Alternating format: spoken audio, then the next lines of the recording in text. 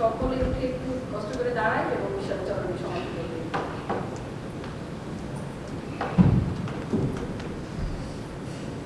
মঙ্গলময় সদা প্রভু, তোমার ধন্যবাদ, তোমার প্রশংসা, তোমার গৌরব।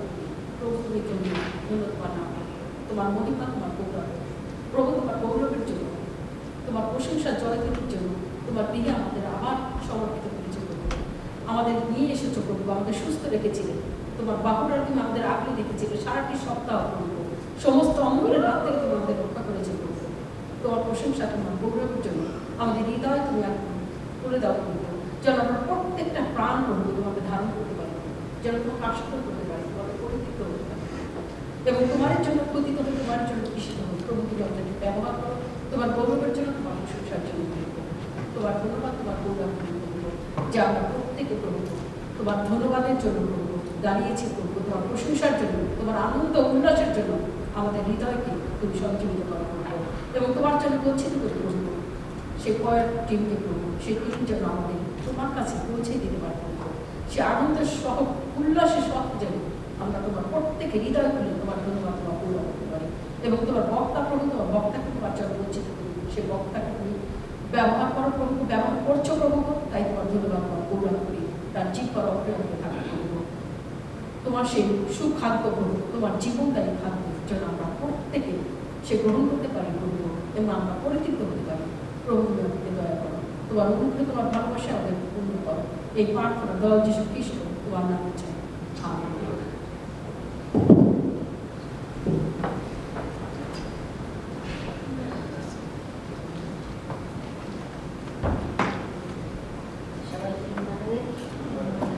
আমাদের আজকের শাস্ত্র পাঠ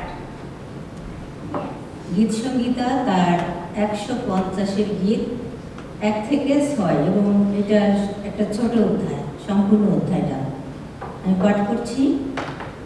তোমরা সদাপ্রভুর প্রশংসা করো, ঈশ্বরের পবিত্র স্থানে তাঁহার প্রশংসা করো, তাঁহার শক্তির বিতানে তাঁহার প্রশংসা করো, তাঁহার পরাক্রম কার্য সকলের জন্য তাঁহার প্রশংসা করো, তাঁহার মহিমার বাহুল্যানুসারে তাঁহার প্রশংসা করো, তুরীর ধ্বনি সহ তাঁহার প্রশংসা করো, নেবল ও বিনা যন্ত্রে তাঁহার প্রশংসা করো, তবল ও নৃত্য যোগে তাঁহার প্রশংসা করো, তার যুক্ত যন্ত্রে ও বংশীতে তাঁহার প্রশংসা করো, সুশ্রাব্য করতাল যোগে তাঁহার প্রশংসা করো, উচ্চ ধ্বনি করতাল যোগে তাঁহার প্রশংসা করো।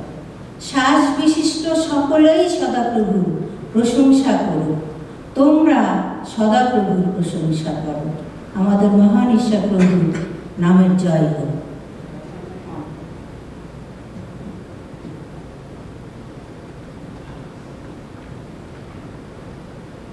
জয় যিশু। ঈশ্বরকে ধন্যবাদ দিই যে সপ্তাহ ঘুরে আবার আমাদের আজকে প্রত্যেককে তার গৃহে নিয়ে এসেছেন যেন আমরা তার প্রশংসা করতে পারি, তার গৌরব করতে পারি এবং আমরা আরেকটি নতুন সপ্তাহ শুরু করতে যাচ্ছি। আগামীকাল থেকে আমরা যারা কাজ করি, পড়াশোনা করি, যে যেখানে ব্যস্ত থাকবো যেন আমরা আবার নতুন এনার্জি নিয়ে যেতে পারি এবং ঈশ্বর আমাদের সেই সুন্দর আমাদের রিচার্জ যেন আমরা হতে পারি এখান থেকে, সেই আমরা আশীর্বাদ এখান থেকে নিয়ে যেতে পারি, সেই আশা আমরা করি এবং আমরা গান করি, প্রার্থনা করি, ঈশ্বর প্রশংসা করি, আমরা প্রচার শুনি, সব কিছু যেন আমাদের জীবনে আমরা ব্যবহার করতে পারি সেই বিশ্বাস করি। আরেকটি বার গ্রেস অ্যান্ড প্রেজ বাংলাদেশি চার্চে আপনাদের প্রত্যেককে স্বাগতম জানাই। আশা করি সারা সপ্তাহ উইকেন্ড আপনাদের অনেক ভালো কেটেছে এবং সুন্দর কেটেছে এবং আপনারা আগামী নতুন সপ্তাহের জন্য তৈরি। এবং আজকে আমাদের মাঝে কি কেউ নতুন আছে? প্রথমবারের মতো গত সপ্তাহে আন্টি আমাদের মাঝখানে ছিল, মুনমুন বদির মা, কিন্তু আমাদের একটা ছোট্ট ভালোবাসার গুডি ব্যাগ আছে, সেটা আন্টিকে দেওয়া হয় নাই। স্বর্গ মা, তুমি কি দিতে পারো দিদাকে? আসলে আমরা সবাই হাততালি দিয়ে আন্টিকে ধন্যবাদ আন্টি। অনেক দূর থেকে, সে বাংলাদেশ থেকে, বাংলাদেশের ভালোবাসা এবং গন্ধ নিয়ে আসছেন আমাদের জন্য। এবং আমি বলি যে আমার মাকে দেখতে পারি, কিন্তু বৌদির মাকে যখন দেখি তখন বলি I feel really good, thank you for being here. এখানে আসার জন্য অনেক ধন্যবাদ আন্টি। আর আমরা আগামী সপ্তাহ, এই পুরো সপ্তাহে এবং আগামী মাসের সামনে যত কার্যক্রমগুলো আছে সেগুলো আমরা এক এক করে স্ক্রিনে দেখবো এবং যদি রেডি থাকে সেটা আমরা করবো। গ্রেস অ্যান্ড প্রেজ বাংলাদেশি চার্চের পক্ষ থেকে আপনাদের সবাইকে অনেক অনেক স্বাগত। সামনে কিন্তু আমাদের জন্য দারুণ একটা সময় আসছে, বিশ্বাস, সহভাগিতা আর উদযাপনে ভরপুর একটা ঋতু। তো চলুন আর দেরি না করে দেখে নিই এই সিজনে ঠিক কী কী অপেক্ষা করছে আমাদের সবার জন্য। হ্যাঁ, আবারও সবাইকে স্বাগত জানাচ্ছি আমাদের গ্রেস অ্যান্ড প্রেজ বাংলাদেশি চার্চে। আমরা কিন্তু সবাই মিলে একসাথে উপাসনা, উদযাপন আর ভালোবাসার একটা নতুন সিজনে পা রাখতে চলেছি। আর আমার বিশ্বাস এই সময়টা আমাদের সবার জন্য খুব স্পেশাল আর তাৎপর্যপূর্ণ হতে চলেছে। আমাদের এই আধ্যাত্মিক পরিবারের মূল ভিত্তি হলো আমাদের সাপ্তাহিক কার্যক্রম, তাই না? তো প্রতি রবিবার ঠিক বিকেল 5টায় থাকছে আমাদের চার্চ সার্ভিস, আর শনিবার দুপুর 12টায় আমরা মিলিত হই উপবাস প্রার্থনার জন্য, যেখানে আমরা খাবারের পরিবর্তে প্রার্থনার মাধ্যমে ঈশ্বরের আরও কাছে যাওয়ার চেষ্টা করি। এই দুটো আয়োজন কিন্তু আমাদের বিশ্বাসকে প্রতিনিয়ত আরও মজবুত করে তোলে। আচ্ছা, এবার আসা যাক একটা বিশেষ প্রস্তুতির পর্বে।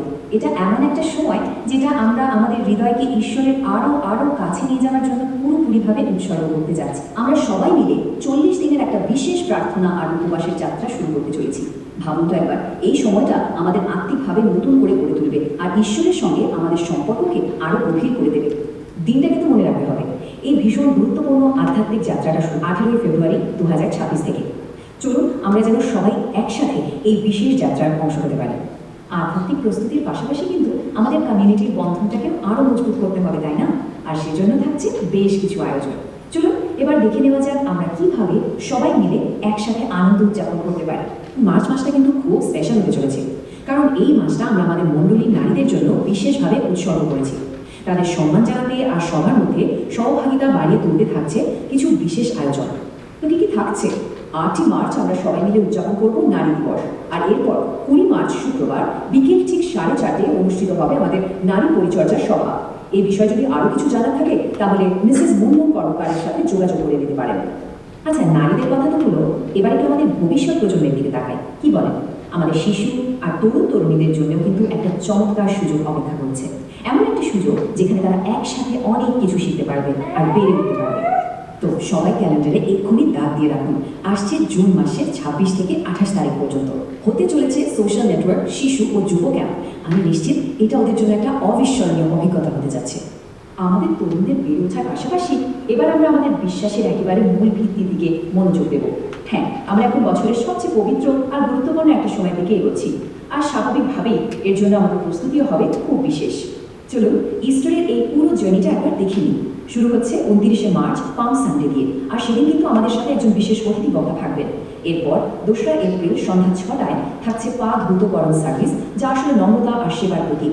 ঠিক তারপর দিন 3রা এপ্রিল সন্ধ্যা 6টায় হবে গুড ফ্রাইডে সার্ভিস, আর সবশেষে 5ই এপ্রিল সকাল 9:15 আমরা মিলিত হব ইস্টারের সেই মহিমান্বিত উদযাপনে। গুড ফ্রাইডে এটা প্রভু সেই মহান আত্মত্যাগকে স্মরণ করার একটা দিন। এই দিনে আমরা সবাই একসাথে সমবেত হব আর তার ভালোবাসার গভীরতা নতুন করে উপলব্ধি করার চেষ্টা করব। আর তারপর আসে সেই বিজয়ের সকাল। ইস্টারের এই আনন্দময় উদযাপনে অবশ্যই আমাদের সাথে যোগ দিন। আর হ্যাঁ, একটা কথা মনে রাখতে হবে, এই বিশেষ সার্ভিসটা কিন্তু শুরু হবে সকাল 9:15টায়। আসুন আমরা সবাই মিলে একসাথে প্রভুর পুনরুত্থানের মহিমা আনন্দ করি। ভাবছেন ইস্টারের আনন্দ এখানেই শেষ?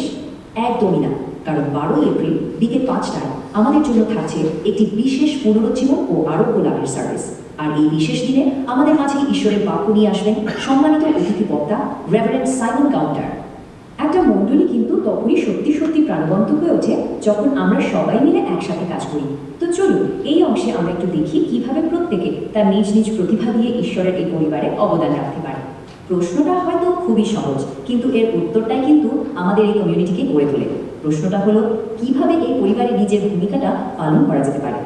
দেখুন, ঈশ্বরের ঘরকে সুন্দর আর পরিপাটি করে রাখাটা তো আমাদের সবার দায়িত্ব, তাই না? খুব সাধারণ কিন্তু ভীষণ গুরুত্বপূর্ণ কিছু কাজ আছে, যেমন ধরুন চার্চ পরিষ্কার রাখা বা বাইরের লনটার একটু যত্ন নেওয়া। এই কাজগুলোতে কিন্তু সহজে সাহায্যের হাত বাড়িয়ে দেওয়া যায়। আপনারা জানেন, সঙ্গীতের মাধ্যমে উপাসনা করাটা একটা অসাধারণ শক্তিশালী মাধ্যম। তো এখানে এমন কেউ কি আছেন যাদের গিটার, কিবোর্ড বা ড্রামস বাজানোর মতো দারুণ প্রতিভা আছে? যদি থেকে থাকে তাহলে আপনাদেরকে আমাদের মিউজিক মিনিস্ট্রিতে যোগ দেওয়ার জন্য বিশেষভাবে আমন্ত্রণ জানাচ্ছি। আর সবশেষে এটাই তো আমাদের আসল পরিচয়। আমরা একটা পরিবার যারা বিশ্বাসে আর সহভাগিতায় একে অপরের সাথে জুড়ে আছি। আমাদের এই একতাই কিন্তু আমাদের সবচেয়ে বড় শক্তি। আমাদের সাথে থাকার জন্য আপনাদের সবাইকে অনেক অনেক ধন্যবাদ। আশা করছি এই সামনের সময়টা, এই নতুন ঋতুটা আমাদের সবার জীবনে আশীর্বাদ বয়ে আনবে। ঈশ্বর সকলের মঙ্গল করুন। আমাদের খুব ব্যস্ত যাবে, একটার পর একটা অনেক প্রোগ্রাম আছে।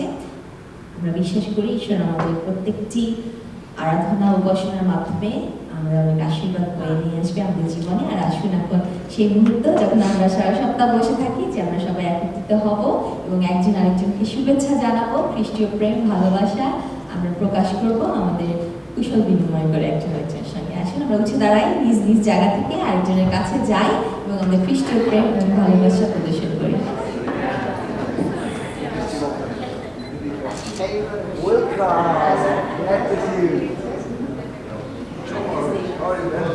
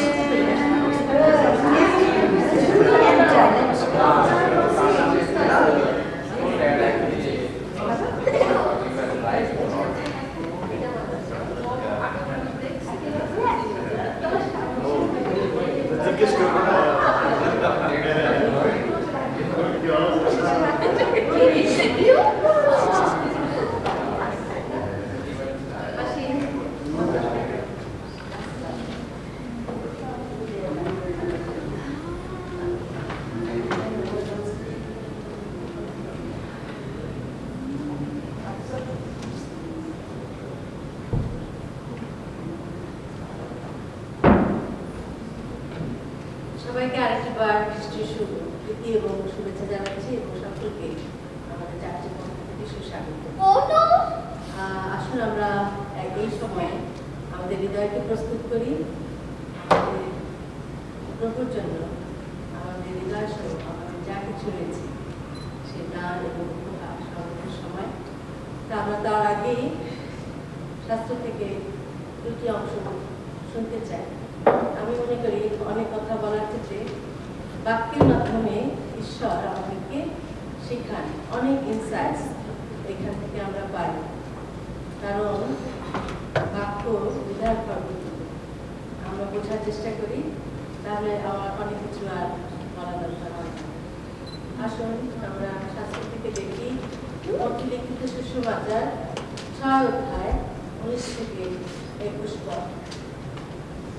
জীবনে সবচেয়ে দরকারি বিষয়ে শিক্ষা। এই পৃথিবীতে তোমরা নিজেদের জন্য ধন সম্পদ জমা করো না, এখানে মরচে ধরে ও পোকায় নষ্ট করে এবং চোর শীত কেটে চুরি করে, কিন্তু স্বর্গে মরচেও ধরে না, পোকায়ও নষ্ট করে না এবং চোর শীত কেটে চুরিও করে না। তাই স্বর্গে নিজেদের জন্য ধন জমা করো, কারণ তোমার ধন যেখানে থাকবে তোমার মনও সেখানে থাকবে।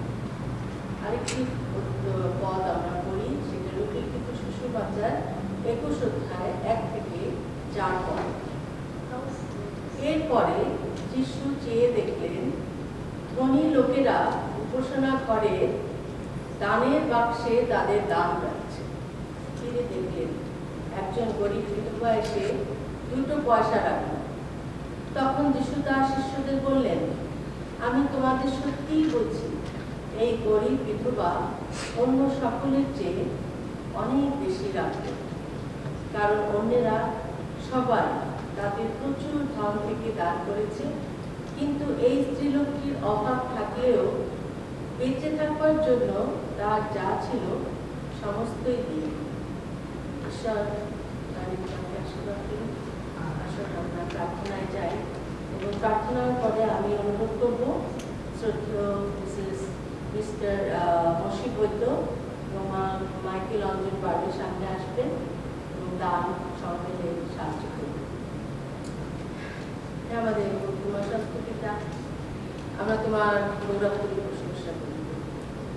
তুমি কত দয়াময়, তুমি আমাদেরকে কত যে ভালোবেসেছো, যে তোমার একমাত্র সন্তান, তোমার একমাত্র পুত্র ঈশ্বরকে আমাদের জন্য দিয়েছ। মরণ পর্যন্ত যে ভালোবাসার গভীরতা আমরা আমাদের এই ক্ষুদ্র চিন্তায় মরণে বুঝতেও পারি না, কিন্তু প্রতিনিয়ত আমরা বুঝতে পারি যে তোমার গভীর ভালোবাসা আকর্ষণের কারণে তুমি এখন পর্যন্ত আমাদের কাছে। আজকের এই দিনের জন্য আমরা তোমার কাছে যাদের জন্য আমরা এখানে এসেছি, নিশ্চয়ই তুমি আমাদেরকে মনোনীত করেছো, যেন আমরা এখানে এসে যেটুকু সময় সেই সময় দিয়ে তোমার প্রশংসা আরাধনা করতে পারি। এখন সেই দান সম্পূর্ণ বিষয় তোমার বাক্য এটা আক্ষরিক অর্থে নয়, কিন্তু অনেক গভীরতা রয়েছে।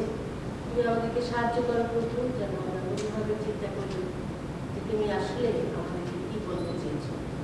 আমাদের তারপরেও আমরা সেই উদ্দেশ্যে, এই দানের উদ্দেশ্যে যা কিছু নিয়ে এসেছি, যা কিছু তুমি আমাদেরকে দিয়েছো, তার থেকে হয়তো একটু ক্ষুদ্র অংশ করবো, কিন্তু তুমি আমাদের হৃদয় জানো, তুমি অন্তর জানো। ঈশ্বর, তুমি আমাদেরকে আরো সাহায্য করো যে কিভাবে আমরা দান করতে পারি, শুধু অর্থে নয়, কিন্তু আমাদের সময়, আমাদের চিন্তা, আমাদের হৃদয়, আমাদের আচরণ, আমাদের সমস্ত কিছু দিয়েই কিন্তু আমরা তোমার সেবা করতে পারি, তোমার রাজ্যে অংশগ্রহণ করতে পারি। তুমি আমাদেরকে সেই শক্তি দিয়ে বোঝানো। এই মণ্ডলীকে আবারও তোমার হস্তে রাখি, ছোট মণ্ডলী, কিন্তু তুমি সাহায্য করো যেন অনেকভাবে মানসিক জীবনে যেন সেই আদর্শ বা সেই ইন্সপিরেশন এই মণ্ডলীর মধ্যে দিয়ে হতে পারে, সেই প্রার্থনা তোমার কাছে রাখি। এখন এই সময় তুমি থাকো, ঘোষণা শেষ পর্যন্ত তোমার মধ্যতা দ্বারা আমাদের প্রত্যেককে তুমি পরিচালনা করো। প্রার্থনা আমাদের মুক্তিদাতা প্রভু যিশু তোমার জন্য রাখি, পরিশ্রম এবং প্রার্থনা।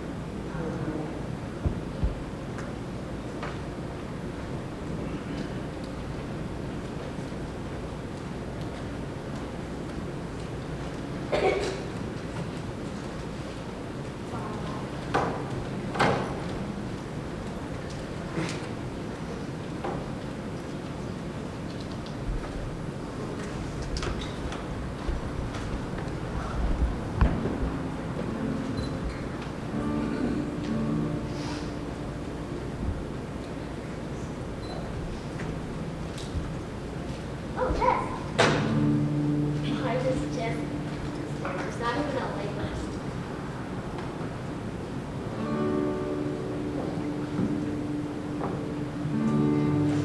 সুধী মণ্ডলী, আমরা সবাই ভালো আছি?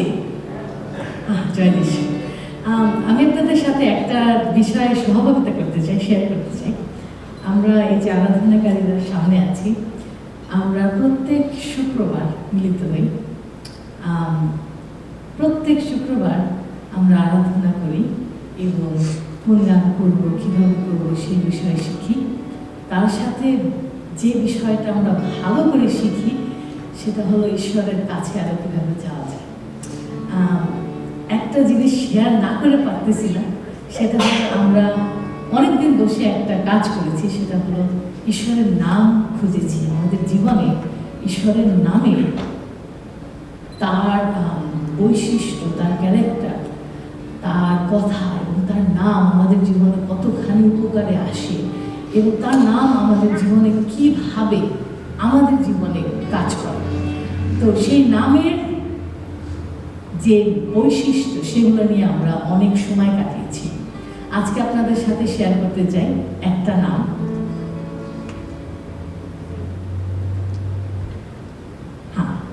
জিহোভা নিশি। জয়ের নিশান, তার নামেই শক্তি, তার নামেই প্রাণ। আপনাদের হাতে যদি সময় থাকে, যখন ঘরে যাবেন এই গল্পটা পড়ে নেবেন। যাত্রা পুস্তক 17 অধ্যায় পুরোটাতে এই গল্পটা লেখা আছে যে জিহ্বা নিশি জয়ের নিশান। আমাদের জীবন দ্বারা আমরা যখন ক্লান্ত হয়ে যাই, রণক্ষেত্রে আমরা যখন যুদ্ধে ক্লান্ত হয়ে যাই, আমাদের নিশানের দিকে আমরা তাকাই, উপরে তাকাই। আমার নিশান জয়ের নিশান। এই গান, এই কথাটাকে আমরা একটু গানে পরিণত করেছি। আপনারা যদি চান আমরা গানটা একটু শেয়ার করতে চাই। আমি একবার গানটা গাই, কারণ ওরা নিজেরাও জানে না কিভাবে এই প্র্যাকটিসটা করতে হবে। জিহ্বা নিশি জয়ের নিশান, তার নামে শক্তি, নামে প্রাণ। জিহ্বা নিশি জয়ের নিশান, তার নামে শক্তি, নামে প্রাণ। ওকে, আমরা বুঝতে পারছি? আমরা গাইতে পারবো একসাথে? এই নামেই শক্তি, এই নামেই আমাদের প্রাণ। আসলে আমরা উঠে দাঁড়াই, এইটা দিয়ে শুরু করি। জিহ্বা নিশি জয়ের নিশান, তার নামেই শক্তি, তার নামেই প্রাণ। জিহ্বা নিশি জয়ের নিশান, তার নামেই শক্তি, নামেই প্রাণ। জিহ্বা নিশি জয়ের নিশান, তার নামেই শক্তি, নামেই প্রাণ। জিহ্বা নিশি জয়ের নিশান, তার নামেই শক্তি, নামেই প্রাণ। আরেকবার, জিহ্বা নিশি জয়ের নিশান, তার নামেই শক্তি, নামেই জিহ্বা নিশি। জিহ্বা নিশি জয়ের নিশান, তার নামেই শক্তি, নামেই জিহ্বা নিশি জয়ের নিশান, তার নামেই শক্তি, নামেই প্রাণ। হালেলুয়া। আইসো আমরা আইসো আমরা প্রশংসা করি প্রভু যিশুর মন্দিরে। আসুন আমরা আমাদের মন খুলে দিয়ে ঈশ্বরের প্রশংসা করি। তার উদ্দেশ্যে উৎসর্গ করি ধন্যবাদ, তার উদ্দেশ্যে উৎসর্গ করি আমাদের সমস্ত আনন্দ।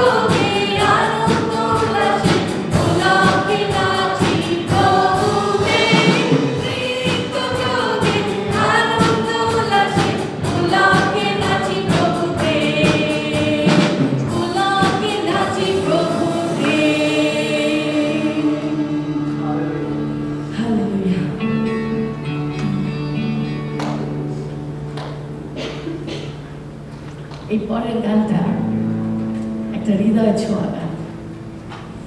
সেই নাথ মহিয়ান মম চিন্তা মম ধ্যান, জীবন থাকিতে আমি ভুলিতে কি পারি তারে।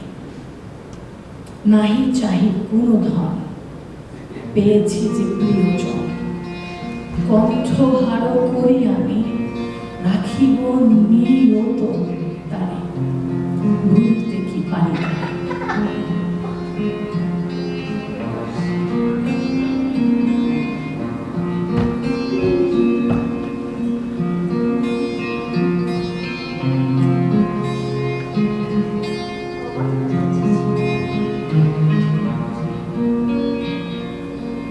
ভুলিতে কি পারি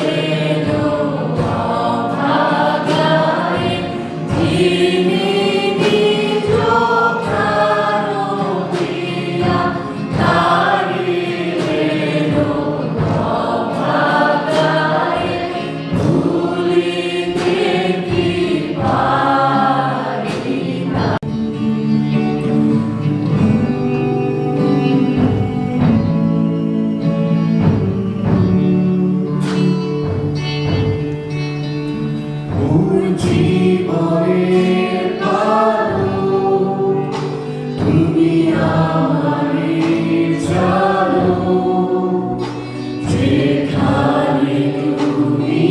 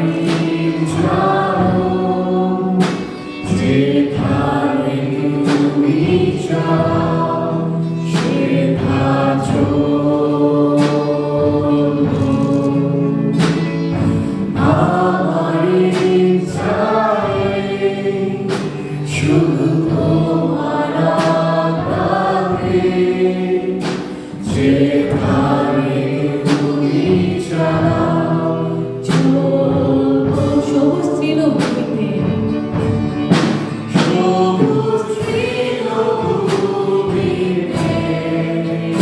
কিংবা বিশ্রাম জলের ধারে মোর জীবনের ভালো থাকেন সাথে। যদি পাহাড় হয়, কোনো গভীর মৃত্যু হয়, মোর জীবনের ভালো রবের পাশে। আরেকবার সবুজ তৃণভূমিতে, সবুজ তৃণভূমিতে কিংবা বিশ্রাম জলের ধারে মোর জীবনের ভালো থাকেন সাথে। যদি পাহাড় হয়, কোনো গভীর মৃত্যু হয়, মোর জীবনের ভালো রবের পাশে। মোর জীবনে তৃণভূমিতে কিংবা বিশ্রাম জলের ধারে মোর জীবনের ভালো থাকেন সাথে। যদি পাহাড় কোনো গভীর মৃত্যু হয়, মোর জীবনের ভালো রবের পাশে। সবুজ তৃণভূমিতে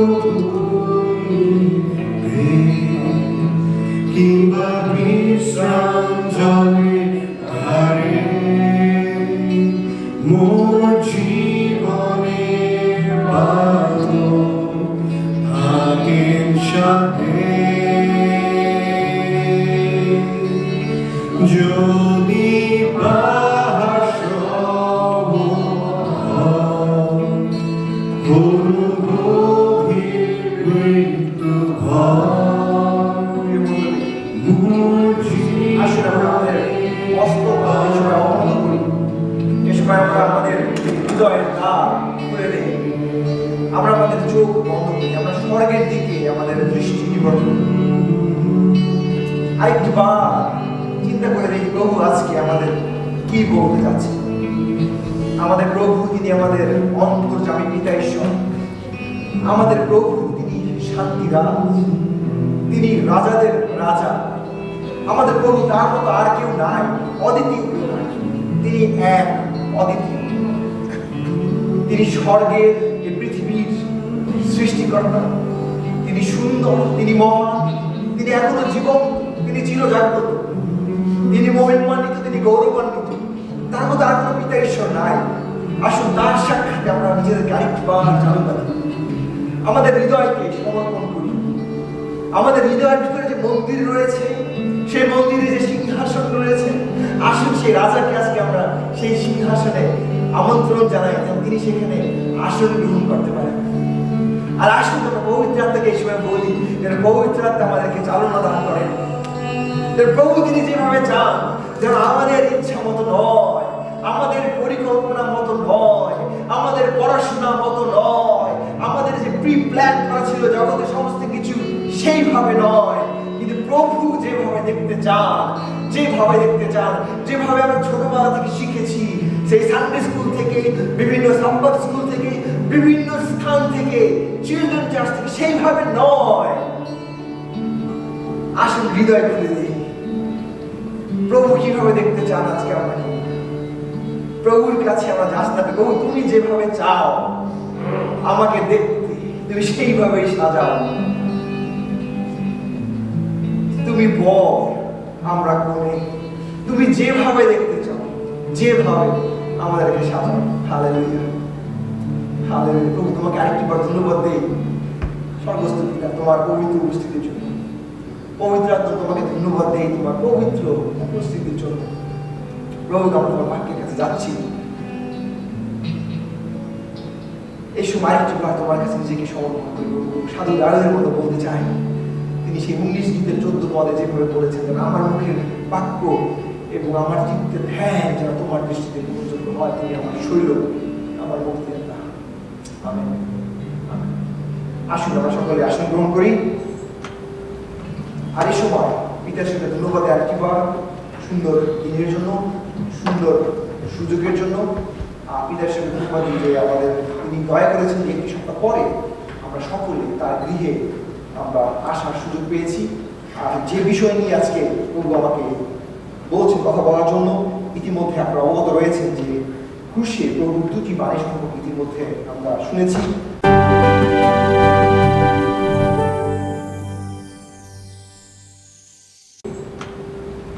আর এই সময় পিতার সাথে ধন্যবাদ আরেকটি বার সুন্দর দিনের জন্য, সুন্দর সুযোগের জন্য।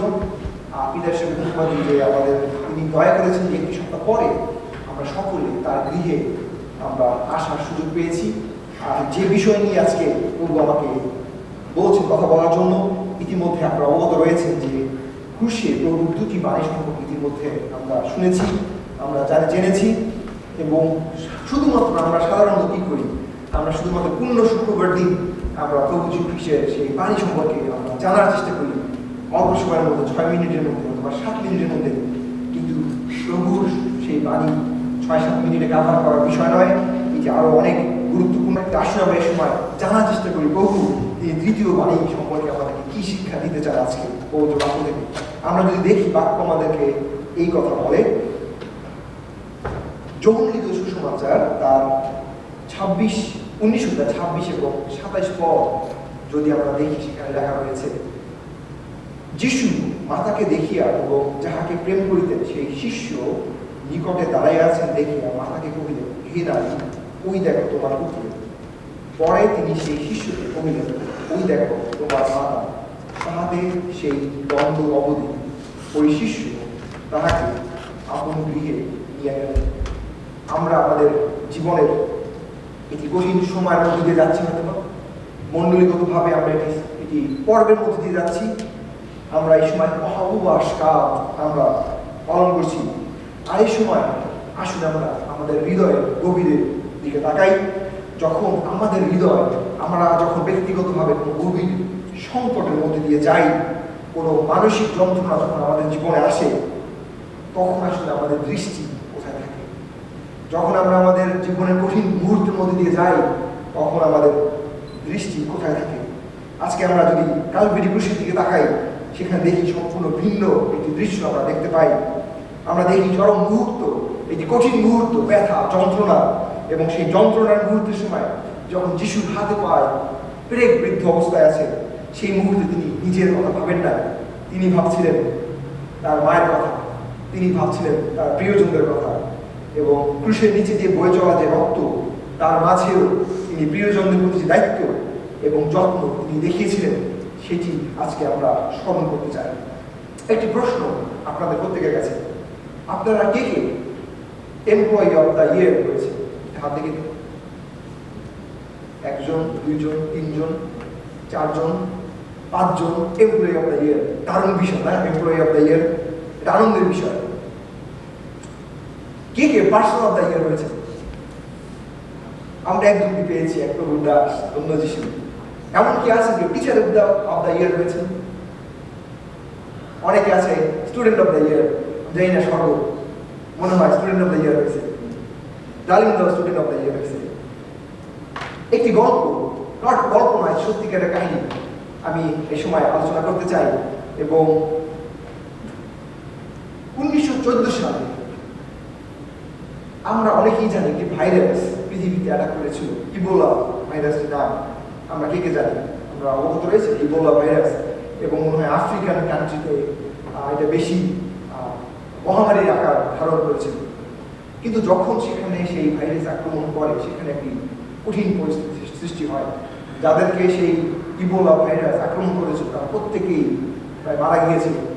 এবং যখন সেই মৃত্যু শয্যা দিয়ে যাচ্ছিল মানুষজন, এবং পশ্চিম আফ্রিকার একটি দেশ লাইবেরিয়া, সেখানে আমরা দেখেছি সেই ধরনের সিচুয়েশন যাচ্ছিল। রোগীরা যারা আক্রান্ত হচ্ছিল তারা বেশিরভাগ সময় তারা মারা যাচ্ছিল। এবং যখন সেই সময় আসে, একটা সময় হলো যে সেখানে হাসপাতালে থেকে অনেকেই উদাও হয়ে যাচ্ছিল। কারা জানেন? ডাক্তাররা। কারণ রুগী আছে, ডাক্তাররা সেখানে নাই।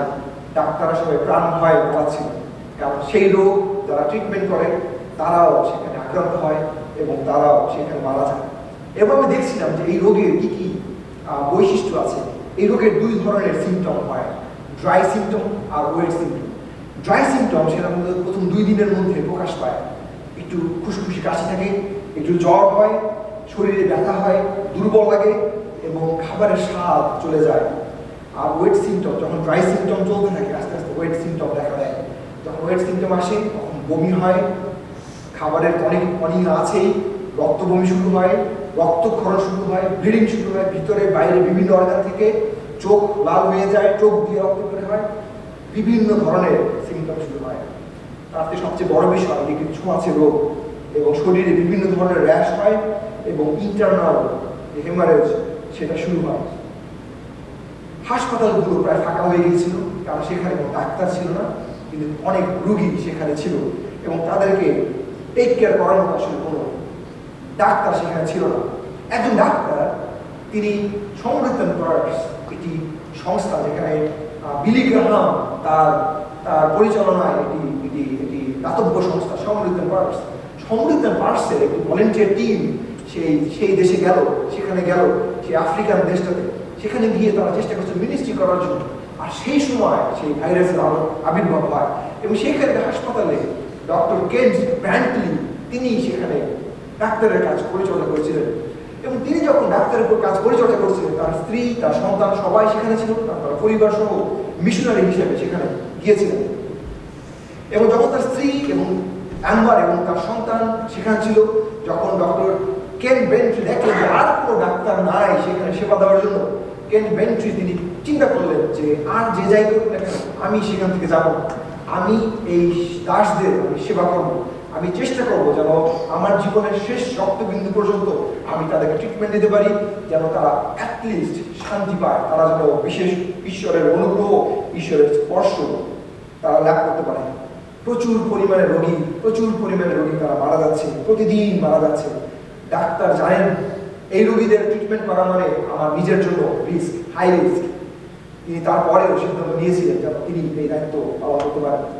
যখন তিনি সেই দায়িত্ব পালন করছেন, একটা সময় একটি সুন্দরী যুবতী মেয়ে, তার বাবা মারা গিয়েছে, তার মা মারা গিয়েছে, তার ভাই বোন কেউ নাই, সেই মেয়েটিও মৃত্যু সজ্জায়। যখন সে ডাক্তারকে দেখলেন, ডাক্তারকে বললেন, আমি যে কিছুক্ষণ পরে মারা যাব, আপনি কি আমাকে একটা হাত করবেন? আমার বুকটা খালি খালি লাগতেছে, মনে হয় আমার পাশে কেউ নাই। ডক্টর ব্র্যান্টলি তিনি জানতেন যদি তিনি সেই রোগীকে স্পর্শ করেন তার ভিতরেও সেই জাল আসবে। তিনি বললেন, আমি তোমাকে হাত দিতে চাই। মৃত্যুর আগে সেটা ছিল শেষ হাত সেই মেয়েটির জন্য। তিনি মেয়েটিকে জড়িয়ে ধরলেন, মেয়েটির জন্য প্রার্থনা করলেন এবং প্রভুতে মেয়েটি নিন্দিত করলেন। ডাক্তার কেন্ট বেন্টলি তিনি সেবা করে যাচ্ছেন অন্যান্য রোগীদের। কিছুদিন পরে দেখা গেল তার শরীরেও সেই একই সিমটম দেখা পড়েছে। যখন সেই একই সিমটম, ইবোলা ভ্যাকসিন হয় নাই, তখন কোনো অসুখের কোনো ওষুধ সৃষ্টি হয় নাই। আস্তে আস্তে সমস্ত সিমটম দেখা দিল। আস্তে আস্তে জ্বর, সর্দি কাশি, শরীরে ব্যথা, বিভিন্ন যন্ত্রণা, আস্তে আস্তে রক্তক্ষরণ। ডক্টর কেন্ট বেন্টলি জানলেন তিনি কিছুদিন পরে আর থাকবেন না। এমন সময় আমেরিকার বিশেষজ্ঞ দল তারা খবর পেলেন যে তাদের ডাক্তার মৃত্যু সজ্জায়। তাদের চিকিৎসা করার জন্য উপযুক্ত পরিমাণে সেই সরঞ্জাম বা সেই ম্যাটেরিয়াল নাই যেটা দিয়ে তারা আবিষ্কার করবে এই রোগের কি ওষুধ হতে পারে। তারা ডক্টর কেন্ট বেন্টলিকে উড়াই নিয়ে আসলেন এবং একটি হাসপাতালে, আমেরিকা আলাবামাতে হাসপাতালে ভর্তি করলেন এবং সেখানে তাকে বিভিন্নভাবে চিকিৎসা দেওয়া হলো, তার শরীরকে নিয়ে গবেষণা করা হলো এবং তার মধ্য থেকে এক সময় সেই ইবোলা ভাইরাসের সেই টিকা বাইর করা হলো এবং তাকে গিনিপিগ হিসেবে ইউজ করা হয়েছিল। এবং একটা সময় পরে কি হলো জানেন? এই দাস তিনি সুস্থ হয়ে উঠলেন। তিনি সুস্থ হবার আগে যখন তিনি অসুস্থ ছিলেন, একটি কথা তিনি বলেছিলেন, আমি যদি মারা যাই তবে আমি চাই যেন বলা হয় আমি প্রভুর সেবা করতে গিয়ে মারা গেছি। এই দাস বলেছিলেন, if I die I want to be saved and I died serving the Lord. আজকে আমরা কতজন রয়েছি যে প্রভু সেবা করতে গিয়ে মারা যেতে চাই।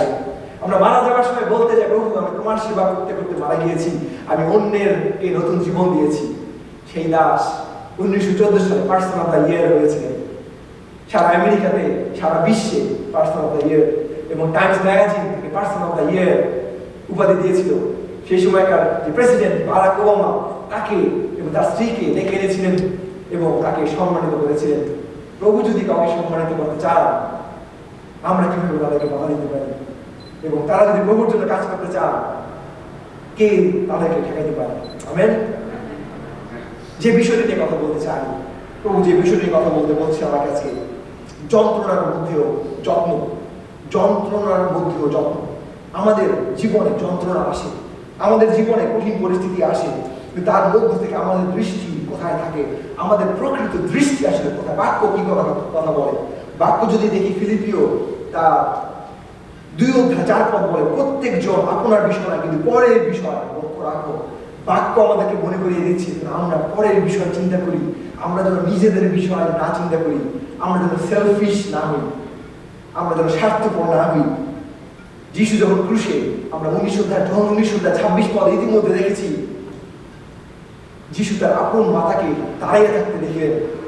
When Jesus saw his mother there, খেয়াল করুন যিশু কি দেখলেন। যিশু দেখলেন চোখ দিয়ে মা দাঁড়িয়ে রয়েছে। যিশু আসলে শুধু দেখলেন না, যিশু দেখলেন, যিশু উপলব্ধি করলেন। যিশু তার চোখ দিয়ে দেখেন না, যিশু তার হৃদয় দিয়ে দেখেছে। ক্রুশবিদ্ধ অবস্থায় আমরা যদি দেখি ক্রুশের মধ্যে দাঁড় করানো যিশুকে, একটি ক্রুশে কত যন্ত্রণা, কত কষ্ট, রক্তক্ষরণ, ব্যথা, শ্বাস প্রশ্বাসে কষ্ট, প্রায় জীবন শেষ মুহূর্তে। সেই সময় যিশু নিজেকে নিয়ে চিন্তা করছেন না, তিনি চিন্তা করছেন নিচের দিকে তাকিয়ে তার মায়ের কথা। তিনি চিন্তা করছেন তার মায়ের কথা। তিনি সেই সংগ্রামের জন্য পড়ে রইলেন। এর মানে তিনি সচেতনভাবে চারপাশ পর্যবেক্ষণ করছিলেন। তিনি কষ্টের মধ্যেও সংবেদনশীল ছিলেন এবং তিনি তার দৃষ্টি ব্যথা দ্বারা তার দৃষ্টি সংকুচিত হয় নাই। যিশু শুধু তার মা মরিয়মকে দেখেন নাই, তিনি দেখেছিলেন মরিয়মের একাকিত্ব, তিনি দেখেছিলেন মরিয়মের ভবিষ্যৎ, এবং তিনি দেখেছিলেন মায়ের নিরাপত্তাহীনতা। তিনি জানতেন যিশুর পিতা যোসেফ হয়তো বা কখন জীবিত ছিল না। জীবিত থাকলে তিনি যোহনকে বলতেন না যে আমার মায়ের দায়িত্ব তুমি নাও। হয়তো বা মেরির বয়স ওই সময় 40, 45 বা 50 বছর হবে, হয়তো বা 50 বছরের কাছাকাছি মেরির বয়স। মেরির যাওয়ার কোনো জায়গা নাই, কিন্তু যিশু তিনি তার জন্য একটি জায়গা ঠিক করে দিচ্ছিলেন। কিন্তু আজকে আমরা সেখান থেকে দেখতে পাই শুধু নিজেদের জন্য নয়, প্রভু তিনি আমাদেরকেও তার সন্তান, তার পিতা মাতার স্থানে দেখতে চান। বাক্য আমাদেরকে এই কথা বলে, আদি পুস্তকটা 16:13 পদ, তুমি সেই ঈশ্বর যিনি আমাকে দেখিয়াছ। আমাদের প্রভু, আমাদের ঈশ্বর, তিনি আমাদেরকে দেখছেন প্রতি মুহূর্তে। ঈশ্বর শুধু দেখেন না আমরা কি পড়ে আছি, আমরা কি করছি, তিনি উপলব্ধি করেন আমাদের কি কি প্রয়োজন রয়েছে জগতে চলার জন্য। আমরা যখন আমাদের জীবনে কষ্টে থাকি, আমরা যখন অসুস্থতা থাকি, আমরা যখন হাসপাতালে থাকি, বিভিন্ন ব্যথা বেদনায় থাকি, তখন তিনি আমাদের কষ্টের গভীরতা তিনি পরিমাপ করেন এবং ক্রুশে সেই একই ঈশ্বরের দৃষ্টি আমরা দেখতে পাই। ক্রুশের উপরে অবর্ণনীয় কষ্ট, যন্ত্রণা, তার সমস্ত শরীর ব্যথায় জর্জরিত ছিল, কিন্তু তার দৃষ্টি ছিল তার মায়ের দিকে। এই কষ্ট বর্তমান কষ্ট নয়, কিন্তু ভবিষ্যতের আশ্রয় ও ব্যবস্থা একটি বিষয় তিনি নিশ্চিত করলেন। জগতে যখন সামান্য বিপদ আসে, মানুষ তখন আত্মকেন্দ্রিক হয়ে যায়। আমরা যখন কোনো বিপদের মধ্যে দিয়ে যাই, কোনো পরীক্ষার মধ্যে দিয়ে যাই, তখন আমরা আমাদের কথাই চিন্তা করি, আমরা কখনো অন্যের কথা চিন্তা করি না যে অন্য মানুষ কি সিচুয়েশনের মধ্যে যাচ্ছে। মনোবিজ্ঞানে বলা হয় চাপের মুহূর্তে সার্ভাইভাল মোড সক্রিয় হয়। মনোবিজ্ঞান এই কথা বলে যখন আমরা প্রেশার মধ্যে থাকি, চাপের মধ্যে থাকি, তখন সার্ভাইভাল মোড সক্রিয় হয়। তখন মানুষের দৃষ্টি সংকুচিত হয়, চিন্তার সীমাবদ্ধতা আসে। তখন চিন্তা করে আমি কি বাঁচবো, আমি কি সুস্থ হব, আমি কি এই পরীক্ষায় পাশ করতে পারবো, আমার কি চাকরি হবে, আমার সন্তানরা কি এই অবস্থা যেতে পারবে। তখন আমরা শুধু নিজেদেরকে নিয়ে চিন্তা করি। জগৎ বলে আপন প্রাণ বাঁচাও, মানুষ নিজের নিরাপত্তা নিয়ে ব্যস্ত থাকে, অন্যের দিকে তাকানোর সময় থাকে না। কিন্তু ক্রুশ আজকে আমাদেরকে অন্য দৃষ্টি শিখায়, আত্মরক্ষা নয় কিন্তু আত্মদান। ক্রুশ শিখায় আত্মরক্ষা নয় কিন্তু আত্মদান। আমরা যদি দেখি সেই ব্রেন্টলির জীবন থেকে, লাইব্রেরিয়ার সেই মৃত্যু করিতে যখন অন্যান্য ডাক্তাররা তারা পালিয়ে যাচ্ছিল, হাসপাতাল যখন ডাক্তার শূন্য হয়ে পড়েছিল, তখন সেই ব্রেন্টলি তিনি নিজে অন্যের দিকে তাকান নাই, তিনি নিজের দিকে তাকান নাই, তিনি অন্য ডাক্তারদেরকে তিনি ফলো করেন নাই, কিন্তু তিনি তাকিয়েছিলেন প্রভু কি করতেন সেই সময়। তিনি জানতেন যে এই দৃষ্টি তাকে মৃত্যুর দিকে নিয়ে যেতে পারে, কিন্তু তিনি মুখ ফিরান নাই। এই দৃষ্টি ছিল প্রকৃত দৃষ্টি। আমাদের বাস্তব জীবনে আমরা এই ধরনের দৃষ্টি প্রয়োগ করতে পারি। আমরা যখন পৃথিবীতে থাকি আমরা দেখি, আমরা অনেক কিছু দেখি, আমরা দেখতে পাই আমাদের পাশে একজন বিপদে রয়েছে, আমাদের আশপাশের লোকজন বিপদগ্রস্ত রয়েছে, সমস্যাগ্রস্ত রয়েছে, কিন্তু আসলে আমরা উপলব্ধি করতে পারি না তাদের কি কি প্রয়োজন, কি কি সাহায্য আমাদের দরকার। আমরা দেখি আমাদের অনেকের সন্তান কষ্টে রয়েছে, আমাদের স্ত্রীরা চুপচাপ কাচ্ছে, আমাদের মায়েরা বৃদ্ধ হয়ে যাচ্ছে, আমাদের সহকর্মীরা ভেঙে পড়ছেন। আমরা চোখে দেখি কিন্তু হৃদয়ে উপলব্ধি করি না। ক্রুশে প্রভু তিনি 7টি বাণী বলেছেন এবং 7টির মধ্যে এই একটি মাত্র বাণী আমাদের পরিবারকে নিয়ে। সেখানে পরিত্রাণের পরিকল্পনার মাঝেও প্রভু শিখিয়েছেন আমাদের পরিবারের গুরুত্ব অপরিসীম। যিশু দেখলেন শুধু মেরিকে নয়, তার মা মরিয়মকে নয়, তিনি দেখলেন একজন ভবিষ্যৎ নেতাকে, একজন সাক্ষীকেও দেখলেন। প্রকৃত দৃষ্টি ভবিষ্যৎকেও দেখে। তিনি দেখলেন যোহনকে, যে কিনা ভবিষ্যৎ নেতৃত্ব দিতে পারে। ব্যথা যখন আসে সাধারণত মানুষ নিজের দিকে তাকায়, কিন্তু যিশু ক্রুশে নিজের জন্য নয়, অন্যের জন্য তাকিয়েছিলেন।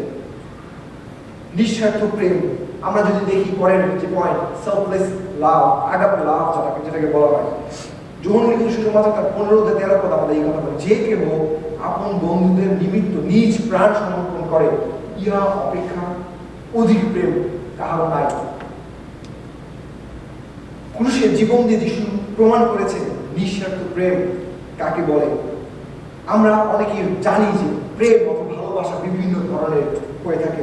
তার মধ্যে আগাপে হচ্ছে খ্রিস্টীয় প্রেম, অথবা যে প্রেম কখনো কিছু রিটার্ন দেয়, কিছু যাচনা করে না। আগাপে প্রেম প্রতিদানের বিপক্ষে কিছু প্রত্যাশা করে না। আগাপে প্রেম অন্যের মঙ্গলকে নিজের আরামের উপরে স্থান দেয়। আমরা যদি দেখি রোমীয় পুস্তক তার 5 পদে কথা বলে, কিন্তু ঈশ্বর আমাদের প্রতি তাহার নিজের প্রেম প্রদর্শন করিতেছেন, কারণ আমরা যখন পাপী ছিলাম তখন খ্রিস্ট আমাদের নিমিত্ত প্রাণ দিলেন। গ্রিক ভাষায় প্রেমের 4টি শব্দ রয়েছে, ইরোস, ফিলিয়া, স্টোর্জ আর আগাপে। ক্রুশে রোপিত প্রেম ইরোস অথবা ফিলিয়া নয়, সেটি আগাপে প্রেম। আগাপে হলো আত্মদানমূলক প্রেম, এবং এটি এমন প্রেম যা কষ্টকে আলিঙ্গন করে অন্যের কল্যাণের জন্য ব্যবহার করে। আগাপে প্রেমের সর্বোচ্চ প্রকাশ আমরা দেখতে পাই ক্রুশে যীশু খ্রিস্ট তিনি দেখিয়েছেন। জগতের প্রেম শর্ত প্রযুক্ত, কন্ডিশন থাকে। হাজব্যান্ড ওয়াইফের প্রেমেও কন্ডিশন থাকে। অনেক সময় পিতা পুত্রের প্রেমও কন্ডিশন থাকে। আমরা কন্ডিশন দেই, তুমি যদি এইটা করো তোমার আমি এইটা দেবো, তুমি যদি এইটা না করো তোমাকে আমি এইটা দেবো, কন্ডিশন। তুমি যদি ভালো রেজাল্ট করো তোমাকে আমি এইটা দেবো, তুমি যদি ভালো রেজাল্ট না করো তোমার আমি এইটা দেবো, কন্ডিশন থাকে। কিন্তু প্রভু যিশুর প্রেম, ক্রুশে তিনি যে ভালোবাসা দেখিয়েছেন, সেটাতে কোনো কন্ডিশন নেই, সেটাতে কোনো কন্ডিশন। মানুষ তাদেরকে ভালোবাসে তাদের থেকে লাভ পাওয়া যায়, যাদের থেকে বেনিফিট পাওয়া যায়, আর বিপদের সম্ভাবনা দেখা দিলে সেই প্রেম উদার হয়ে যায়। আধুনিক সমাজে কমিটমেন্ট কমে যাচ্ছে, কারণ প্রেম আত্মকেন্দ্রিক হয়ে গিয়েছে।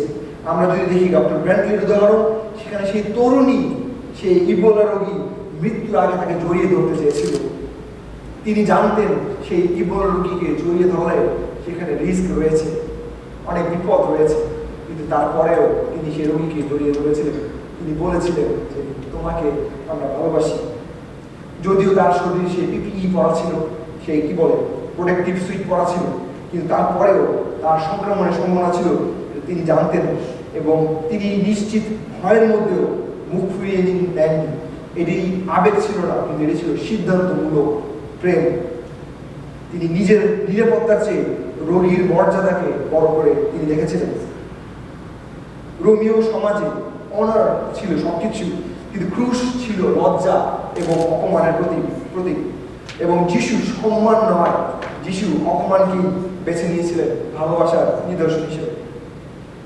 আধুনিক মনোবিজ্ঞান গবেষণায় দেখা গেছে যে আত্মত্যাগমূলক কাজের জন্য মানুষের মধ্যে গভীর তৃপ্তি সৃষ্টি করে, কারণ মানুষ সৃষ্টিগতভাবে ভালোবাসার জন্য নির্মিত। খ্রিস্টের অনুসারী হিসেবে আমরা আমাদের পরিবারে যেন প্রেম সুবিধা ভিত্তিক না হয়, আমরা সেই দিকে আমরা খেয়াল রাখতে পারি। সে আমাকে বোঝে না, তাই আমি তার থেকে দূরে থাকবো, এই মানসিকতা আসলে আগাপে প্রেমের মানসিকতা নয়। আমরা যদি দেখি গালাতীয় পুস্তকে 6 অধ্যায় 2 পদে এই কথা বলে, ক্যারি ইচ আদার্স বার্ডেন। আমাদেরকে বলা হয়েছে আমরা একে অপরের ভার আমরা বহন করতে পারি। আগাপে প্রেম মানে অন্যের বোঝা বহন করা। এবং তৃতীয় যে পয়েন্ট নিয়ে কথা বলছি, আত্মিক পরিবার। প্রভু তিনি সেই ক্রুশ থেকে তিনি আমাদেরকে দেখাচ্ছেন তার পরিবারকে। আমরা যদি দেখি মতি তার 12 অধ্যায় 50 পদে কথা বলে, যে কেহ আমার সর্বস্ব পিতার ইচ্ছা পালন করে সেই আমার ভ্রাতা ও ভগিনী ও মাতা। আজকে আমরা কেউ আছি যার সর্বস্ব পিতার ইচ্ছা আমরা পালন করতে পারি। প্রভু আজকে আমাদেরকে তার পিতা, তার মাতা, তার ভাই এবং তার বোন হবার জন্য আমাদেরকে সেই আহ্বান জানাচ্ছেন। আমরা যদি দেখি যিশু যখন যোহনকে বললেন ওই দেখো তোমার মাতা, তখন তিনি শুধু একটি পারিবারিক দায়িত্ব দিচ্ছিলেন না, তিনি ক্রুশের নিচে নতুন আধ্যাত্মিক পরিবার তিনি প্রতিষ্ঠা করছিলেন। রক্তের সম্পর্কের বাইরে গিয়েও ক্রুশ কেন্দ্রিক সম্পর্ক তিনি তৈরি করছিলেন। আর সেই মুহূর্তে মরিয়ম শুধু আর মা নন, তিনি যোহনের মা হলেন। তিনি শুধু যিশুর মা নন, তিনি সেই মুহূর্তে যোহনের মা হলেন। যোহন আর শুধুমাত্র একজন শিষ্য নন, তিনি যিশুর পরিবারের শিষ্য হলেন। আজকে প্রভু চান যেন আমরা যিশুর পরিবারের শিষ্য হই, যেন তার পরিবারের শিষ্য হতে পারি। তিনি চান তার মা আমাদের মা হয়, তার ভাই যেন আমাদের ভাই হয়। প্রভু আজকে এই প্রার্থনা আমাদের কাছে করছেন। ইফিসীয় পুস্তক 2:19 পদে আমাদের এই কথা বলছেন, অতএব তোমরা আর অসম্পর্কীয় ও প্রবাসী নহ, কিন্তু পবিত্র করে সহপ্রজা ও ঈশ্বরের বাড়ির লোক। আজকে আমরা এই মণ্ডলীতে এই স্থানে যারা উপস্থিত রয়েছি, আমরা প্রত্যেকেই প্রভুর সেই মণ্ডলীর একই পরিবারের লোক। জগৎ সাধারণত মানুষকে শুধু রক্তের সম্পর্ক নিয়ে সীমাবদ্ধ থাকে, কিন্তু আজকে আমাদের পরিবার, আমাদের আত্মীয়, আমাদের গোষ্ঠী ছোট গণ্ডির মধ্যে আমরা সীমাবদ্ধ আজকে থাকতে চাই না।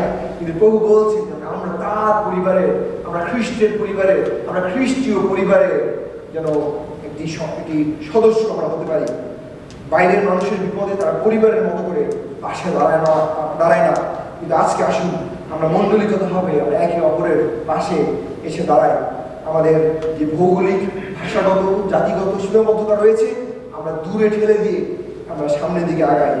ডক্টর ব্র্যান্টলি তিনি আমেরিকার আরামদায়ক জীবন যাপন ছেড়ে আফ্রিকা লাইবেরিয়ায় গিয়েছিলেন যেন মানুষের কল্যাণে তিনি কাজ করতে পারেন। তিনি যেন সেই সমৃদ্ধন তাদের মাধ্যমে সেই গরিব দুস্থদের সেবা করতে পারেন। তিনি যেন খ্রিস্টকে সাক্ষ্য বহন করতে পারেন। সেই রোগীরা কেউ তার আত্মীয় ছিল না, তার পরিবারের লোক ছিল না, কেউ ছিল না। তিনি তার স্ত্রীকে নিয়ে, তার 2 সন্তানকে নিয়ে সেখানে গিয়েছিলেন। ভিন্ন দেশি ভাষা, ভিন্ন সংস্কৃতি, ভিন্ন দেশ, সবকিছু আলাদা ছিল, কিন্তু তিনি তাদের কাছে নিজের আধ্যাত্মিক পরিবার হিসেবে তাদেরকে তিনি গ্রহণ করেছিলেন সেই লাইব্রেরিয়ানদের। তিনি শুধু একজন ডাক্তার ছিলেন না, তিনি তাদের পাশে ছিলেন একজন ভাইয়ের মতো। এটা আধ্যাত্মিক পরিবারের শক্তি। আমরা যদি দেখি প্রাচীন সেই ইহুদি সংস্কৃতিতে, সেখানে পরিবারের কাউকে মায়ের দায়িত্ব দেওয়া, পরিবারের বাইরে ভার বহন করি। আমাদের দায়িত্ব প্রভু তিনি দিয়েছেন, পবিত্র দায়িত্ব। আমরা যেন পবিত্র দায়িত্ব আমরা সকলে মিলে পালন করতে পারি। আমরা যদি দেখি ইতিমধ্যে বলেছি যে তোমরা পরস্পর একজন অন্যের ভার বহন করো, এই রূপে খ্রিস্টের ব্যবস্থা সম্পূর্ণরূপে পালন করো। যোহন শুধু যিশুর কথা শুনেই তিনি থেমে যান নাই, তিনি কোনো অজুহাত দেখান নাই যে আমার এই ব্যস্ততা আছে, আমি এই করতে পারবো না, সেই করতে পারবো না, আমি তরুণ, আমার ভবিষ্যৎ আছে, আমার সংসার আছে। আর তোমার মা, যিশু তোমার মাকে দেখা আমার দায়িত্ব নয়, যখন এই কথা বলেন নাই, কিন্তু তিনি মাথা বেঁধে সেই দায়িত্ব তিনি পালন করেছেন। যখন মৃত্যু সুসমাচার তার 1927 পদ অনুসারে আমরা দেখি, সেই সময় হতে সেই শিষ্য তাহাকে আপন গৃহে গ্রহণ করিল। সেই শিষ্য তিনি দেখলেন সেই তার সন্তান ক্রুশে কষ্ট পাচ্ছেন, ও একটি মায়ের জন্য কি সম্ভব সেই দৃশ্য দেখা? কোন মা কোন বাবার জন্য সম্ভব আমার চোখের সামনে সন্তান মৃত্যুবরণ করে? যখন দেখলেন যিশুর মা সেই কষ্ট নিতে পারছেন না, সেই যন্ত্রণা নিতে পারছেন, তখন তিনি তার মাকে নিয়ে গেলেন বাসায়। তৎক্ষণাৎ তিনি তার দায়িত্ব পালন করলেন। এটি ছিল কেবল আবেগের প্রতিক্রিয়া নয়, এটি ছিল দীর্ঘমেয়াদী প্রতিশ্রুতি। যিশুর শেষ ইচ্ছাকে তিনি নিজের জীবনের দায়িত্ব তিনি বানিয়েছিলেন। খ্রিস্টের ব্যবস্থা মানে প্রেমের ব্যবস্থা। প্রেম কখনো শুধু অধুমুক্তি নয়, এটি একটি দায়িত্ব। ক্রুশের নিচে থেকে সেই দায়িত্ব শুরু হয়েছে। জগতের মানুষ তারা সব ধরনের দায়িত্ব তারা এড়াতে চায়, তারা অন্যের ঘাড়ে দোষ চাপিয়ে দিতে চায়, কিন্তু কখনো দায়িত্ব কাঁধে নিতে চায় না।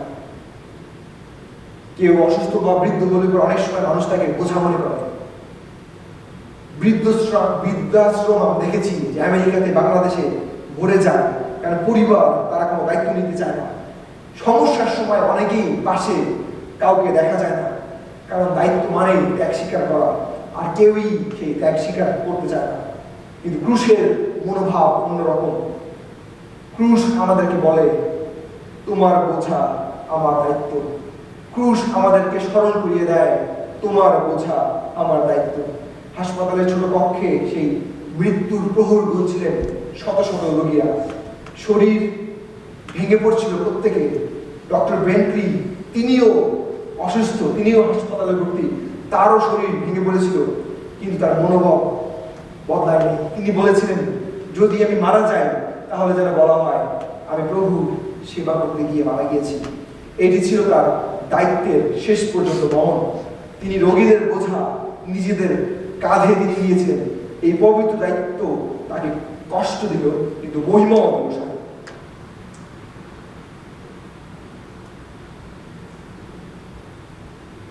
আমরা আমাদের বাক্যের পরিচর্যা প্রায় শেষ পর্যায়ে চলে এসেছি, কিন্তু তার আগে শেষ যে পয়েন্ট, হোলি রিমেম্বারেন্স, পবিত্র স্মরণ। প্রভু আমাদেরকে ক্রুশ থেকে শিখিয়েছেন কিভাবে ভালোবাসতে হয়, আগাপে প্রেম, আগাপে লাভ কিভাবে দেখাতে হয়। আরেকদিন খ্রিস্টীয় প্রেম, আগাপে লাভ নিয়ে হয়তো বাক্যের পরিচর্যা করবো আরো ডিটেলসে।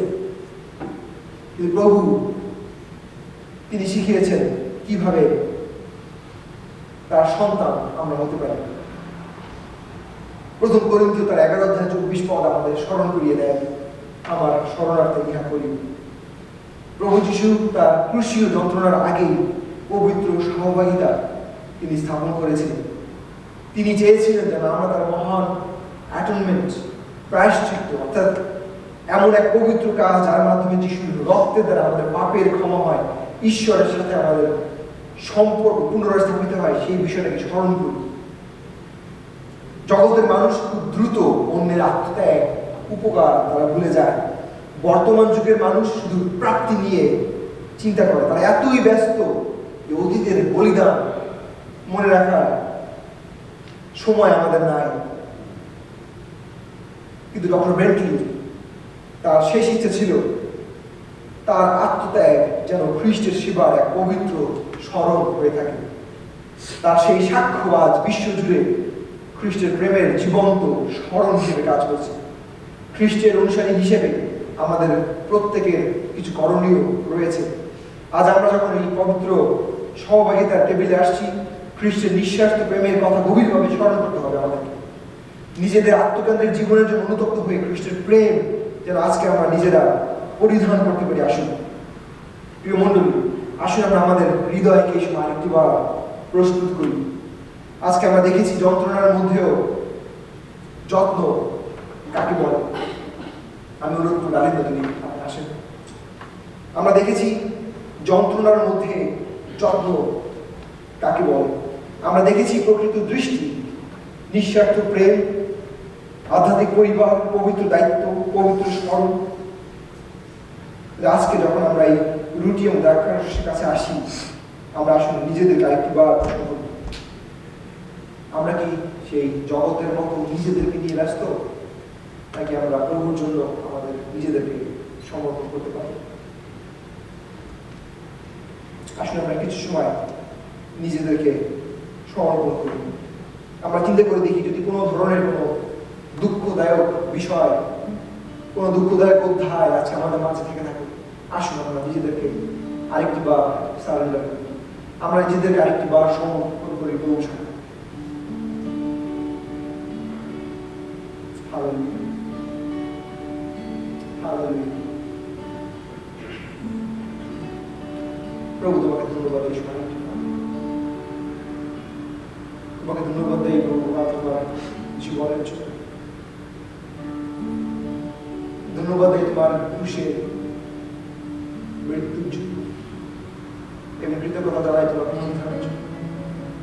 তুমি সেই পুনরুত্থিত খ্রিস্ট, যিনি আমাদের পাপের নিমিত্ত সমস্ত পাপ তুমি ক্রুশে বহন করেছ, কষ্ট সহ্য করেছ আমাদের নতুন জীবন দেওয়ার জন্য, যেন আমরা স্বর্গরাজ্যের পথ খুঁজে পাই,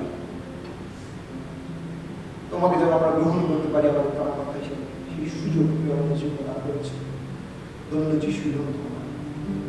আমরা এই সময় তোমার কাছে আসি বিনম্র চিন্তা করব, আরেকটি বার তোমার কাছে আমরা সমর্পণ করি আমাদের বিগত মুহূর্তগুলো পর্যন্ত সমস্ত পাপ, সমস্ত অযোগ্য, সমস্ত মন্দতার জন্য,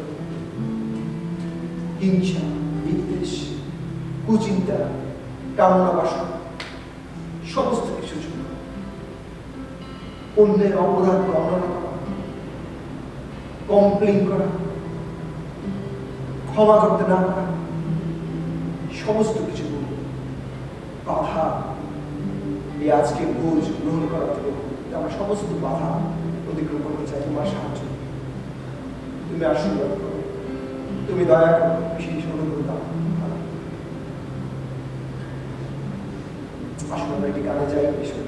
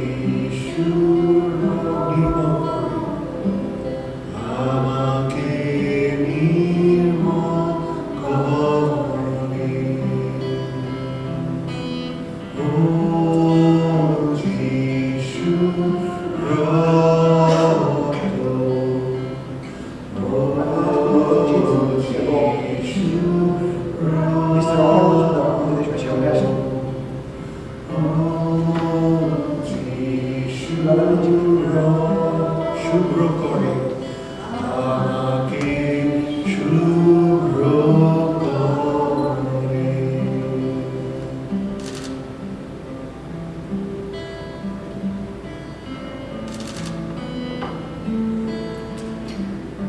প্রভুর ভোজ শুধু একটি রীতি নয়, এটি ঈশ্বরের সঙ্গে একটি নির্ধারিত সাক্ষাৎ, যেটা আমাদের স্মরণ করায় যিশু কি করেছেন আমাদের জন্য। প্রভুর এই ভোজ গ্রহণের মাধ্যমে আপনি পাপের মুক্তি পাবেন, আপনি নির্মল হবেন, আপনি ধৌত হবেন, আপনি পরিষ্কার, আপনার পাপের ক্ষমা হবে, আপনি শান্তি পাবেন, আপনি সাধু হবেন, আপনার রোগের নিরাময় হবে, ঈশ্বরের সাথে আপনার সম্পর্কের পুনঃস্থাপন হবে, যতদিন না পর্যন্ত প্রভু আবার ফিরে আসে। কিন্তু প্রথম করিন্থীয় তার 11:27-29 আমাদের এই কথা বলে, অতএব যে কেহ অযোগ্য রূপে প্রভুর রুটি ভোজন কিংবা পানপাত্রে পান করিবে, সে প্রভুর শরীরে ও রক্তের দায়ী হইবে। কিন্তু মানুষ আপনার পরীক্ষা করুক এবং এই প্রকারের সেই রুটি ভোজন কিংবা পান পাত্রের পানগুলো, কেননা যে ব্যক্তি ভোজন ও পান করে সে যদি তাহার শরীর না চিনে তবে সে নিজের বিচারাজ্ঞা ভোজন পান করে। আসলে এক মুহূর্ত চুপ থাকি, নিজেদেরকে আরেকটি বার প্রভুর কাছে সমর্পণ করি, দেখি আমাদের মাঝে কোনো দুঃখদায়ক অধ্যায় রয়েছে।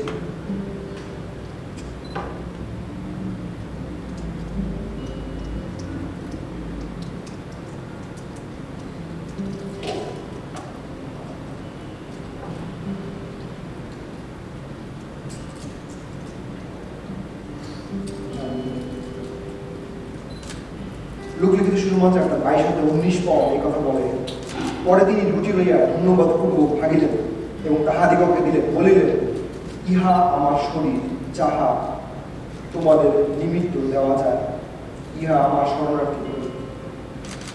আমি অনুরোধ করবো জয়দা যদি আপনি আমাদের এই রুটির জন্য পবিত্র করতে পারবেন। হে আমাদের স্বর্গস্থিত, তোমাকে আরেকটিবার ধন্যবাদ দিতে হবে যে তুমি আমাদেরকে তোমার এই দিয়ে তুমি আজকে আমাদের কাছে সুযোগ করে দিয়েছো। ধন্যবাদ দিতে তোমার এই পবিত্র মেঝের সামনে তুমি আমাদের কাছে দিয়েছো। কিন্তু প্রভু, আমরা পাপি, আমরা সন্তান করি, তোমার বিরুদ্ধে চাপ আমরা করেছি, তাই এই মুহূর্তে আমাদের সকল মন প্রাণ, আমাদের সকল আত্মা আমরা তোমার চরণ করে রাখতে হবে। তুমি আমাদের প্রত্যেককে সুচি করো, পবিত্র করো, পবিত্র মনে করবো তোমার এই বোঝে আমরা প্রভু, তোমার এই ভোজের মধ্যে প্রভু জীবিকা তোমার শিষ্য ছিল, তারপরে প্রভু তুমি সেই ভোজকে পবিত্র করেছো। প্রভু তুমি আশীর্বাদ করো আমাদের প্রত্যেকটি প্রাণকে, যেন প্রভু আমরা আজকে ভোজে তোমার সাথে আমরা একত্রিত হতে পারি। প্রভু তোমার এই দেহের স্বরূপ আমরা গ্রহণ করতে যাচ্ছি, যেন প্রভু শুধুমাত্র একটি আনুষ্ঠানিক না হয়, যেন আমরা তোমার সাথে আমরা একত্রিত হতে পারি। প্রিয়দের আশীর্বাদ করো, তোমার এই দিন শুরু দ্বারা তুমি আমাদের তোমার সন্তান করে, তুমি আমাদের সঙ্গে আমাদের প্রত্যেককে আমাদেরকে তোমার আশীর্বাদ এই প্রার্থনা তোমার আসলে সকলে একসাথে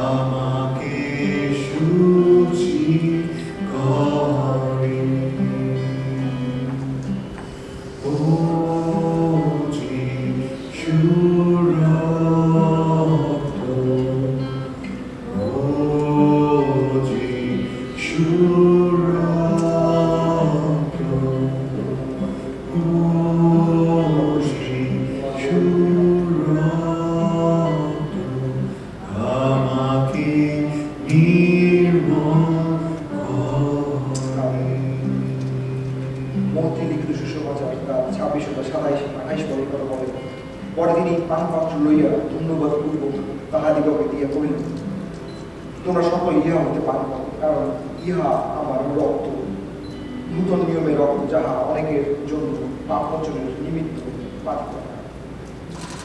আসলে আমরা দাদুদের সাথে এই পান পাত্র নিয়ে আমরা প্রার্থনা চাই। আমাদের প্রেম মানুষের প্রস্তুতিতা তোমার গৌরব করি, তোমার প্রশংসা করি যে তুমি আমাদেরকে সুযোগ দিয়েছ তোমার রক্তের ভাগী হওয়ার জন্য, কারণ তোমার একমাত্র প্রিয় পুত্র প্রভু যীশু খ্রিস্টকে তুমি আমাদের জন্য পাঠিয়েছ, যেন তার রক্তে তিনি আমাদের কিনে নিতে পারেন এবং আমাদের সমস্ত পাপ, অন্যায়, অযোগ্যতা, অধর্ম থেকে আমরা উদ্ধার পেতে পারি। আর প্রভু, আমরা তোমার প্রিয় পুত্র, আমাদের ত্রাণকর্তা, নাশরিত প্রভু যীশু খ্রিস্টের সেই রক্তদান এখন স্মরণ করতে চাই। আমরা স্মরণ করতে চাই এই দ্রাক্ষারসের মধ্য দিয়ে, এই লাল রঙের মধ্য দিয়ে, যে যতই আমাদের পাপ এই রক্তের মতন রাঙা হোক না কেন, তা তোমার নামে শুভ্র হয়, তা তোমার নামে সম্পূর্ণরূপে ধৌত হয়। আমরা শুচি হই, আমরা নির্মল হই। ধন্যবাদ জানাই পিতা ঈশ্বর প্রভু যে এই মহান সুযোগ তুমি আমাদেরকে জানতে সুযোগ দিয়েছ, বুঝতে সুযোগ দিয়েছ, এবং এখন এই মুহূর্তে আমরা এই সুযোগ গ্রহণ করবার জন্য এইখানে উপস্থিত হয়েছি এবং প্রস্তুত হয়েছি। আমরা যখন এই দ্রাক্ষারস পান করছি, তুমি সাহায্য করো যেন আমরা আমাদের আত্মাকে আরেকটি বার তোমাকে পুনর্জীবিত করতে পারি, যেন তোমার আত্মা আমাদের হৃদয়ে আরেকটি বার আমরা গ্রহণ করে শক্তিশালীভাবে চলতে পারি, এবং যারা তোমার আত্মা নিয়ে ইতিমধ্যে রয়েছে তাদের আত্মাকে আরো সজীব সতেজ তুমি করো, যেন আমরা তোমাতে আরো বৃদ্ধিপ্রাপ্ত হতে পারি। ধন্যবাদ জানাই এই সুযোগের জন্য। Hallelujah, amen. আসুন সকলে একসাথে ধন্যবাদ দিই।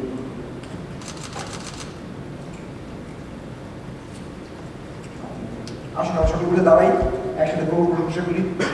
আমাদের ধন্য যিশু, প্রভুকে ধন্যবাদ দিই। আসুন খুলে প্রাণ খুলে তার ধন্যবাদ, প্রভুকে ধন্যবাদ দেই। তোমার কৃতজ্ঞতা জানাই একটিবার তোমাকে ধন্যবাদ দেই। কোনো দয়া, কোনো আশীর্বাদ, অনুগ্রহ তুমি আমাদেরকে দান করছো।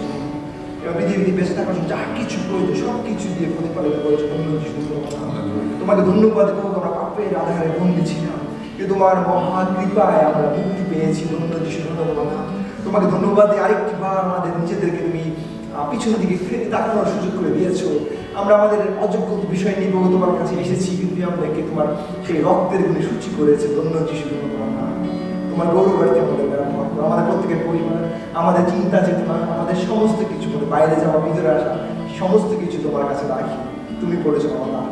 আমরা কিছুক্ষণ পরে স্থান ত্যাগ করতে যাচ্ছি, কিন্তু প্রভু আমরা খালি হাতে যাচ্ছি না। আজকে তোমার প্রচুর আশীর্বাদ, তোমার প্রচুর অনুগ্রহ নিয়ে আজকে আমরা এই স্থান ত্যাগ করছি। তোমার গৌরবার্থে আমাদের ব্যবহার করো। আগামী সপ্তাহে আমরা যখন আমরা আসবো, যেন মনে আনন্দ নিয়ে আসতে পারি। আমাদের প্রিয়জন, যাদের আনন্দ প্রয়োজন রয়েছে, যাদের পরিত্রাণ প্রয়োজন রয়েছে, যাদের প্রয়োজন রয়েছে তোমার সেই আত্মিক খাদ্য গ্রহণ করা, তাদেরকে নিয়ে আসতে পারি। আমাদেরকে সেই সুযোগ তুমি দান করো। এই মন্ডলী তোমার, এই গৃহ তোমার, এই দরজা, জানলা, ছাদ সবকিছু তোমার। তোমার গৌরবার্থে আমরা যে দাস রয়েছি, আমরাও তোমার।